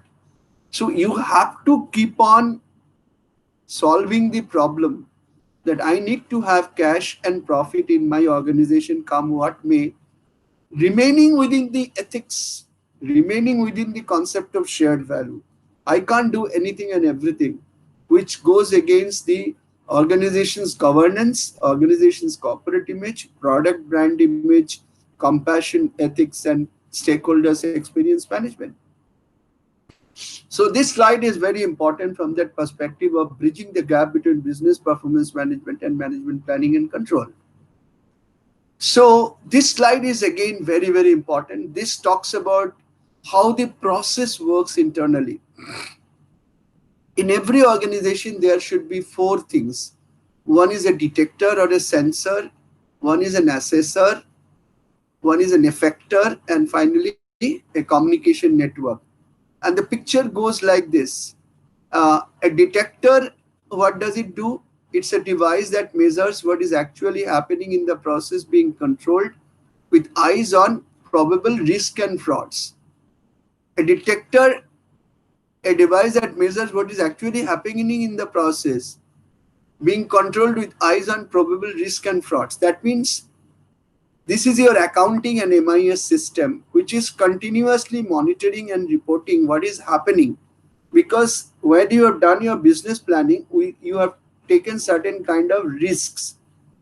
Those are positive risks because you have taken the risks because generating better value. But there will be negative risk also functioning in the business ecosystem, and there will be frauds also. So the detector always working to find out the negative risk and the frauds. What is an assessor?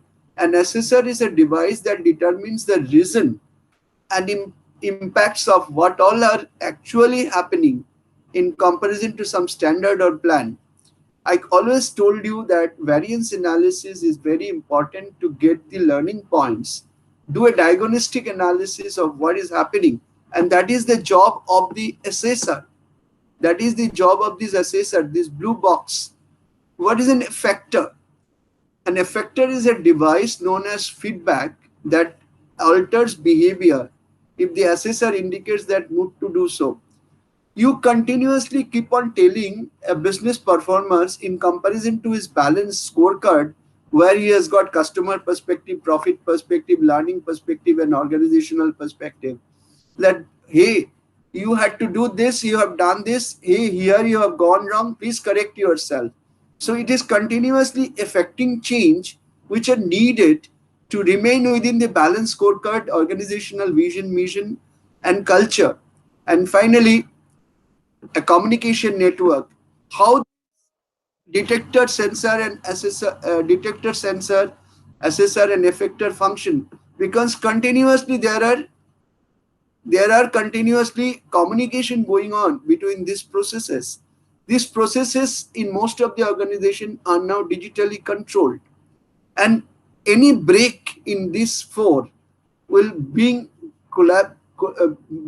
calamities in the organization, will bring the organization to kind of halt, or will allow the silos to function without any control and monitoring of the functional activities, and a chaos will set in. So this control orientation of an organization with the help of a detector, an assessor, and an effector, this is a continuous process in a business performance management system. And that is where I bring in the 7S elements of assessment of internal design. How an organization is internally designed, McKinsey's eternal golden rule. This golden rule are based on four soft elements, three hard elements and four soft elements. The three hard elements are strategy, structure, and systems. Business strategy, operation structure, that is the hierarchical design of the organization, and systems design of the organization. These three hard things, if they are in place, the four soft things have to be in place. Skill set of the people, staff, that is the people in right person in the right place, and the style of functioning, that the leadership style, functional style, physical versus digital style, or policy oriented style, program oriented style, finance oriented style, stakeholder relationship management oriented style. These are the various styles. And finally, shared values. Whenever you create any value, you share. You share the same culture, you share compassion, you share collaboration. Anything and everything, good and bad, you share. Bad you share because you want to correct. Good you share because you want to do much better. So this is an important feature. All these 7S elements of your organizations have to be in place if you have to do a better management planning and control for better business plan performance management. So I told you that I'll be revisiting re-engineering. Here, let us revisit the re-engineering point. It's a very simple process.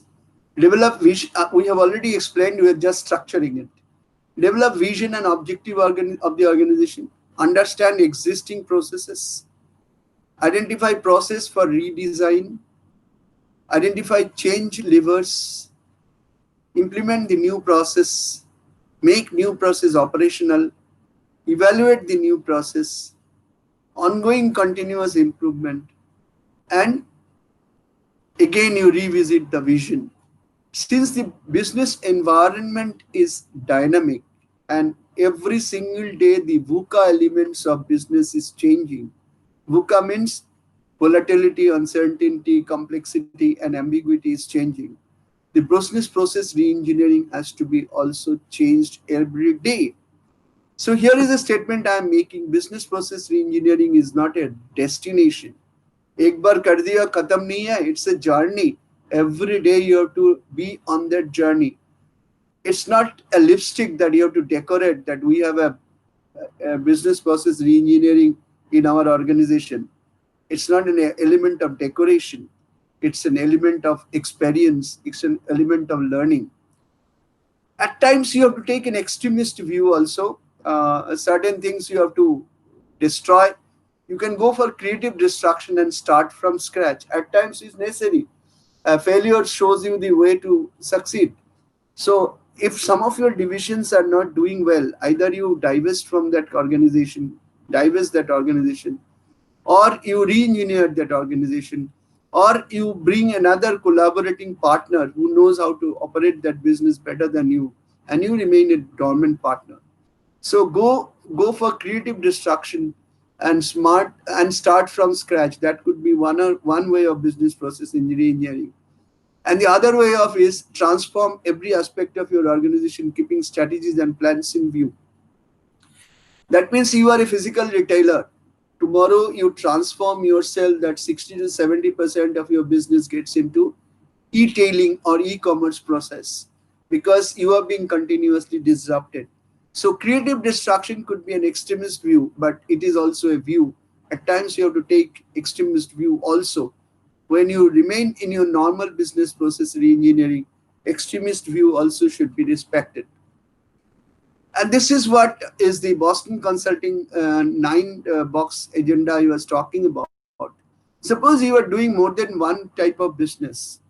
On the horizontal axis you are doing business strength analysis, and the vertical axis you are doing industry attractiveness analysis. So where your business strength is high and industry attractions are also high, that means your business is strong and your industry is also very attractive. You are in a winning business. When industry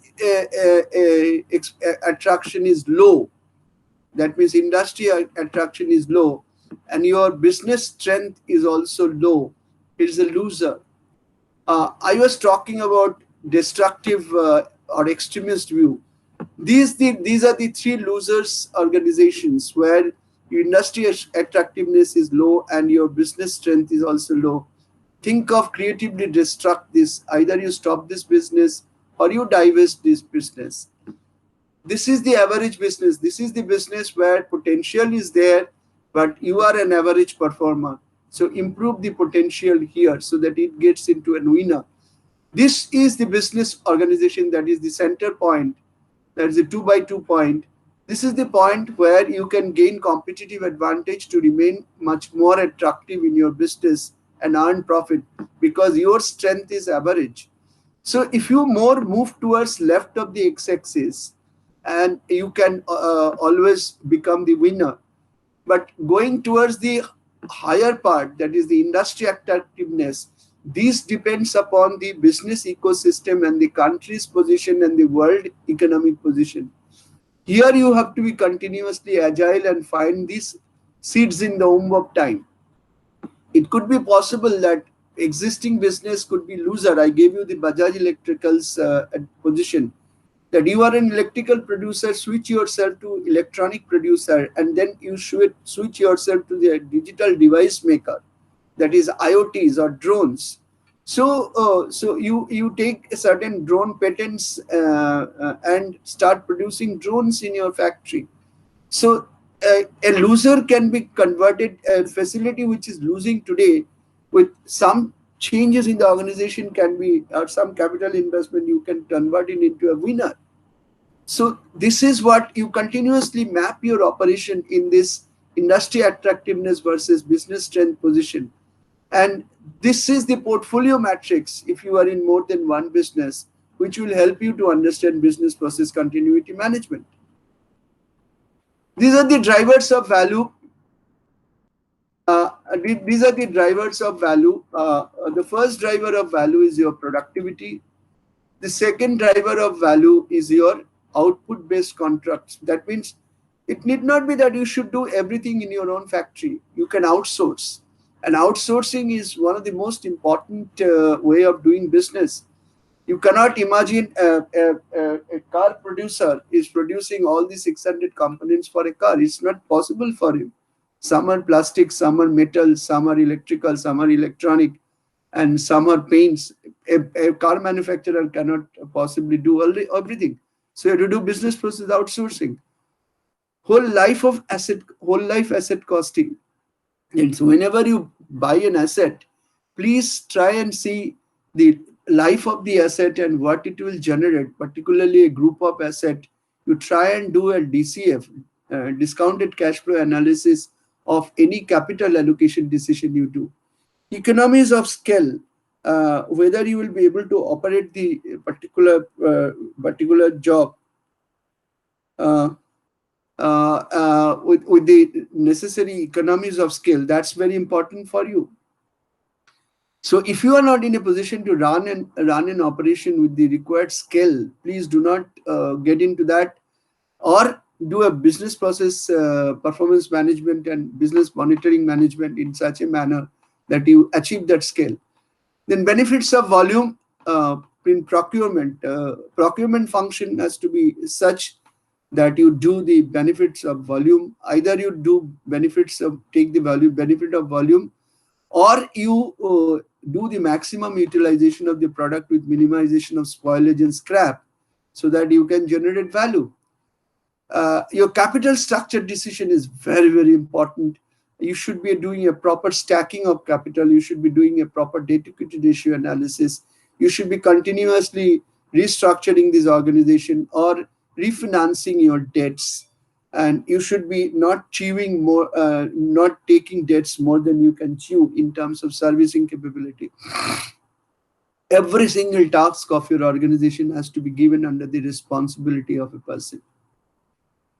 Innovation, of course, need not speak about. This is a word which is a buzzword of the day in Industry 4.0. You can read my papers on this. Competition and competitors, they are the drivers of long-term value. You should always keep watching your competition. You always should keep watching your competitors. And you should always try to understand what your competitors are not doing, what you are not doing. That means a spot which is an unexplored spot. You should continuously, proactively get into that unexplored spot. And finally, risk transfer and avoidance repetition of mistakes. You will be able to avoid repetition of mistake only and only if you learn from the past mistakes. So these are the 10 drivers of value: productivity, outsourcing, whole life costing, economies of scale, benefits of volume, capital at risk, single point responsibility, innovation, competitors and competition, and repetition of mistakes. As long as you are in control of these 10 drivers of long-term values, your business is going to succeed. Next is be positive. I have slowed this slide even before our Prime Minister used to talked about a positive statement that the glass is full, half with air and half with water. I keep on talking about this for last about 15 years. I'm talking. This is the point, which is a very simple letter. Dear optimist, pessimist, and realist. While you guys were busy arguing about the glass of water, I drank it, sincerely the opportunist. I tell you what is this I'm talking about. Suppose there's a glass of water, which half glass, half filled with water and half filled with air. A mother has given a glass of water to son, and son is not drinking. Or mother has given and the son says, no, I don't want to drink. Here is an organization, say Rashna or any drink concentrate maker. He thought that if he makes a concentrate which is nutritious for the boy or the girl, young kid, then he tried to catch hold of the mother through a television advertisement that here is a small concentrate, you buy it and mix with water, your son will take the full. So whenever you see a half filled with air glass, try and think of a business management or business opportunity. I gave you a metaphorical example of a glass half filled with air. This metaphorical example can be extended to many things. Business decision management, I have already created a knowledge site for it. You can go to my YouTube site, Business Decision Management, the Universal Driver for Value Creation. It is there in my YouTube studio.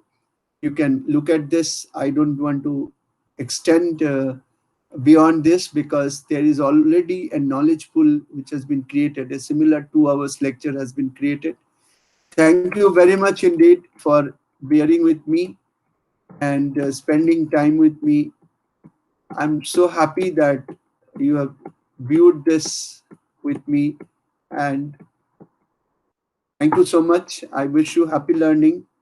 I'll be looking for your feedback for this session either through my YouTube studio or through the Institute of Cost Accountants of India, or by yourself connected with me in LinkedIn or Twitter. I have about more than 14,500, nearly 15,000 connections in LinkedIn, and about 1,300 plus connection at the moment in Twitter. I wish you all the very best in your future endeavors. Thank you very much indeed.